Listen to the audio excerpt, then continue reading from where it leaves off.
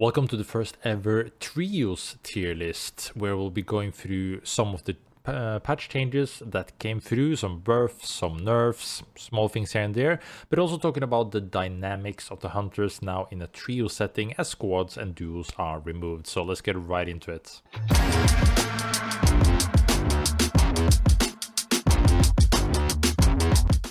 To start us off, we'll go by the alphabetical and then of course save Evo for last. We'll start with our little friend Bibu.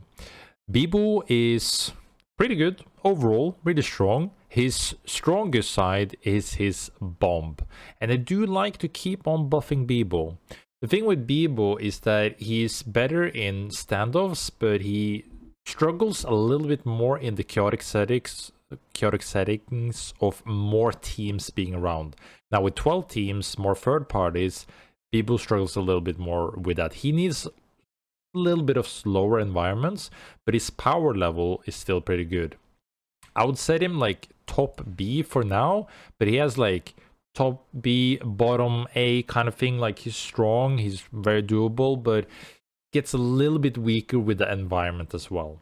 Then we have Bishop. No changes to Bishop really. I don't think she's like super high. I had her in A earlier. In last patch, I'm taking her down to B, not because she became much worse or much happened, but rather other hunters just became more valuable and better than Bishop currently. So she goes a little bit below. She's still the same, deals good damage. She's like solid. She's like okay. She's good. She's in a fine spot. Nothing extraordinary there. Then in the next one, we're gonna do a little bit of a different one. We're gonna do Brawl and Jhin at the same time. The reason why I'm doing so is because there is a new little niche meta. I think both of the hunters are pretty bad, but there's one thing they're good at. There's one thing they're really good at, and that's running. And a weird meta that has arisen now with trios is that people will take either Brawl or Jhin and they'll go no fill, play solo, and then they'll just run. They'll just stay alive. Now, if they meet up with like a solo dude, they'll get a catch, they'll get like a decent 1v1 because they're good in 1v1s. And they'll just run if they meet teams. Because they're with the mana changes, they are extremely mobile. So it's like, where do I put these guys? Because they're so useless, and like even if you play them in a team, they don't really do much. They're still Brawl and Jhin. They're mobile, they can run, they're really good at running, but like they're just those annoying mosquitoes in your room, 12 at the night, dark, you can't hear it, but you're like this little shit in your ear. So I'm having this problem of like, they're good at what they are doing, and I see a lot of people doing it and getting good placements, and they're climbing just by running away. Is it a good strat? I don't know. But they're like wait, actually I'm gonna do you guys one better. I'm gonna do this. Run. I think this would actually, oh, I need to do, yeah, wait, gotta fix it. Runners. I think it's like this. Like I don't have the heart to put them up in A tier, and like it's hard to put them in B because they're getting solid value, but they're like runners. They're like solid runners currently. But yeah, to get back on pace, Celeste, very solid, no changes. I think she's still really good. I would keep her like in the sake of having the space, one of the best controllers at the moment. So I'll probably put her in A just because of how well-rounded she is. Good poke, good damage, like decent engage, but counter engage is also really good. So I like just a very solid hunter and provides a lot of tools. Krista, still pretty good. I think she struggles a little bit more with there being more teams and she being low ranged, so a lot of stuff happens. She's mobile and can do a lot of stuff with that. I would still have her in A tier as I said last, maybe like very close to Celeste. It's like a little bit back and forth, but the tools in the chaotic environments can be very hard and punishing. So it's like you can get a lot of value, but you need to also be really good at Krista. So your skill level on Krista is also dependent on how much value you can get. It's not like free value by some hunters you could just play. That is very easy. Aluna got a slight little buff, very niche, like she's okay. It's Aluna. She's also, again, good in chaotic environments, but then again, they're just supports and protectors that are better than her and does a lot more. I think she's still like very mediocre at best, and a lot of stuff I would rather have than Aluna. Felix, on the other hand, still great. Chaotic environments, a lot of brawling, more people to hit with the shield in like big brawly fights. Like, Felix is really good. I think Felix is a very undervalued hunter in ranked at the moment. If you look at the highest MMR in competitive play, he's dog. Don't play him. But in ranked environments where people make a lot of mistakes, and especially when you see a lot of Jhin, Brawls, and someone we'll get back to later, I think Felix is like having the time of his life right now. He's really happy, and I don't understand why not more people have been playing him. I've been playing him, climbing a lot already in early season. Like he's great. He's great. He's smiling still. Ghost is one of the hunters that have fallen a little bit under my radar, actually. I've looked more into that, and he's actually the most picked hunter at the moment. I was surprised to see, but Ghost is the most popular hunter currently. I think he's very good, very solid. I don't think he's S tier by any means, and he's harder hunter to get value out of. But with his new passive, with his Omnivamp playing around that, he got like a slight nerf on his passive earlier. But I still think he's very solid after seeing him more, being more in play. But then again, falls into the same category with Krista, where harder to manage and you need to be really good at them. So I'd probably put Ghost actually like a little bit below because of how hard he is to play. But he's very solid, very strong, and can burst surprisingly a lot. So do look out for Ghost. I see a lot of people playing Ghost. Hudson, he's still Hudson. Like, I don't know, more chaotic environments, more people to flank him, more people to get around. He's struggling. Like, Huddy, my boy, he's yeah, currently not one of the strongest hunters. Jewel, yeah, she's still like struggling. She's still not having fun. And with the other hunters like Felix and Oath we'll still get into, I think there's a lot of hunters that are just really good, that really counters her, and she's really struggling at the moment. Still better than the Luna though, and I'll probably still have a Bishop instead. Actually, no, I would rather have a Jewel on my team than Bishop. Actually, it's just like her power level, like her damage is still good, but because the iframes are removed and the mobility and all of the hunters that are better, she still struggles. But I would rather have a Jewel than Bishop when I think about it. KP, still a very solid option. He's struggling a little bit more with chaotic environments, but the pick potential and just using that chaoticness to punish people is also really good. I would have him very solidly up in like bottom A here, where in 1v1 scenarios he just loses to majority of the hunter pool in general, but he has a lot of carry potential still, and his kit is still good for ranked in general. But it's very similar where you need to be pretty good at him. If you're not good at Kingpin, he kind of falls down to B.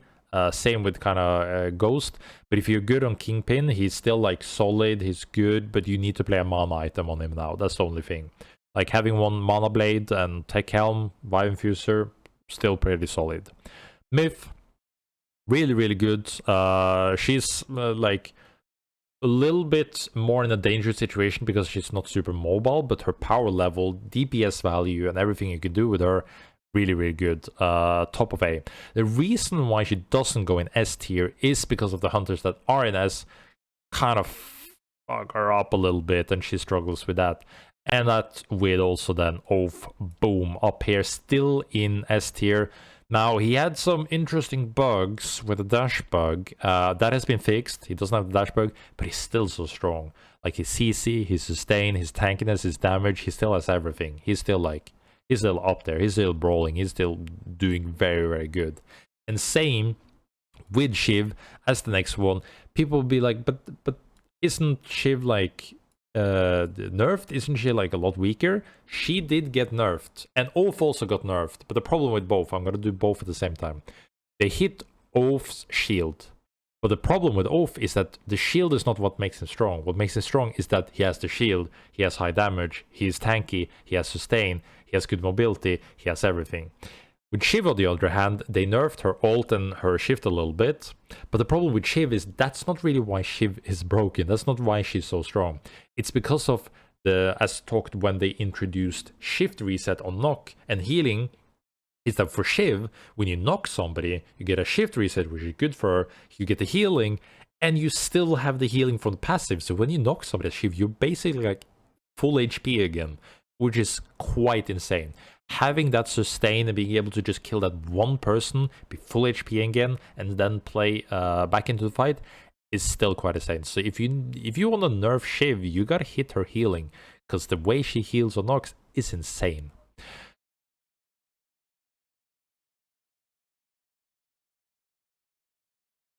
So Void, with Void, I think he struggles also more with the trio environment, where things are a lot more fast-paced, a lot more third-partying. He's struggling with that. I think he's sadly going down into the C tier. His power level is still good, but it's just his kit, and you need to build around him. You need a team comp, but also with having less team comps to build around him, because you're just 3 instead of 4, means that he struggles more in this environment in general.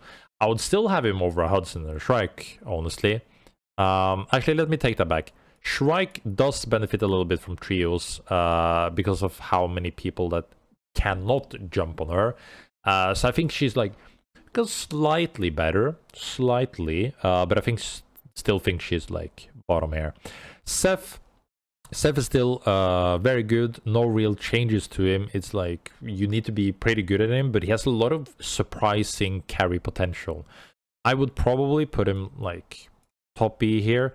His healing is really good, but it's more about the environment of like Shiv and Felix and Oath being really good. Really shits on Seth, so I think he struggles with that.